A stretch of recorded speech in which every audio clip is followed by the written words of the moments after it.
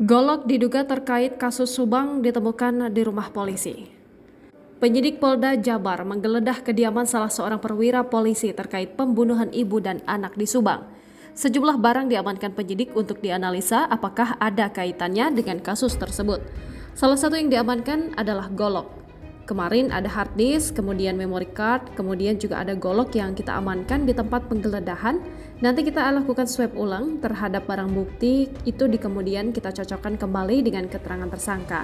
Tutur Direktorat Reserse Kriminal Umum Kombes Pol Surawan di Mapolda Jabar, Rabu 1 November 2023. Namun Surawan tak mengungkap soal apakah akan ada tersangka baru dalam kasus pembunuhan ini.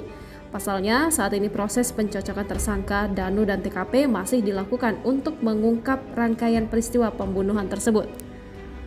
Kita kan masih mencocokkan semua keterangan Danu dan TKP. Barang buktinya apa, itu kita lakukan seperti itu. Kita ulang lagi ke TKP, ungkap Surawan.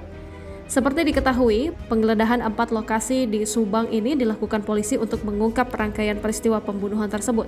Selain kediaman perwira polisi, penyidik juga menggeledah kediaman Banpol Mulyana dan anak tersangka Yosep Yoris. Mereka akan dipanggil ke Mapolda Jabar untuk dimintai keterangan dalam kaitannya pembunuhan ibu dan anak tersebut. Diberitakan, polisi telah menetapkan 5 tersangka dalam kasus pembunuhan ibu dan anak di Subang, yakni M. Ramdhanu, Yosep, Mimin, Arigi Reksa Pratama, dan Abi.